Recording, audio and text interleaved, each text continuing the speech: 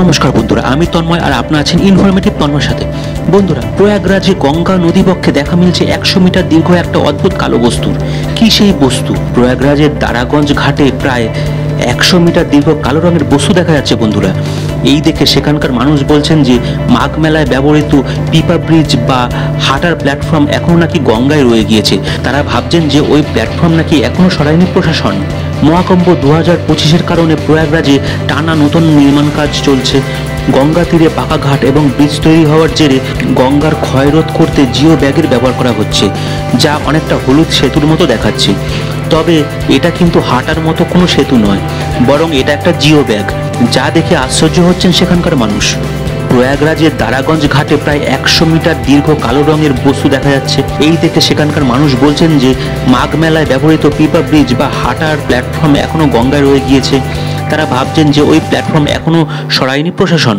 কিন্তু বিষয়টা একেবারেই এমন নয়। কালো রঙের 100 মিটার দীর্ঘ এই বস্তু পিপা ব্রিজ বা পিপা সেতু নয়, বরং তা হলো জিও ব্যাগ। আসলে নদীর ক্ষয় এবং সংঘর্ষ রোধ করার জন্যই এমনটা করা হয়েছে। এই জিও ব্যাগগুলি তৈরি করার জন্য মজবুত পলিথিনের মতো দেখতে কালো ক্যানভাসে বালি ভরা হচ্ছে। এরপর একটি মেশিনের মাধ্যমে পিপা ব্রিজের মতোই সেটা গঙ্গাবক্ষে বসিয়ে দেওয়া হচ্ছে।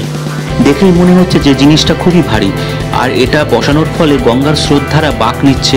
প্রয়াগরাজের গঙ্গা নদীতে টানা নির্মাণ কাজ চলছে। এর মধ্যে অন্যতম হল ফাফামাউ সিভিল লাইন ব্রিজ নির্মাণ। সেই সঙ্গে বেনারস এবং প্রয়াগরাজ রেলপথকে যুক্ত করার জন্যও একটা ওভারব্রিজ তৈরি করা হচ্ছে। এহেন পরিস্থিতিতে নির্মাণ কাজ যাতে ব্যাহত না হয় তার জন্য জিও ব্যাগের ব্যবহার করা হচ্ছে। এছাড়া রসুলবাদ ঘাট থেকে প্রয়াগরাজ সঙ্গম পর্যন্ত একটি 6.50 কিলোমিটার দীর্ঘ রিভার ফ্রন্টও বানানো হচ্ছে, যার জেরে গঙ্গা নদীর ওপরে 3টি জিও ব্যাগও ইনস্টল করা হয়েছে। তাহলে বন্ধুরা, আজকে জানতেই পারলেন যে কালো রঙের যে বস্তুটা গঙ্গাবক্ষে প্রয়াগরাজে দেখা যাচ্ছে সেটা কোনো সেতুর ভাঙা অংশ নয়, সেটা হচ্ছে প্লাস্টিকের জিও ব্যাগ, যেটা গঙ্গা নদী পাড়ের ক্ষয়রোধ করার জন্য ব্যবহার করা হয়েছে। বন্ধুরা, আজকের ভিডিওটা আপনাদের কেমন লাগলো কমেন্ট করে অবশ্যই জানাবেন, আর ভিডিওটা ভালো লাগলে একটা ছোট্ট লাইক দিয়ে দেবেন।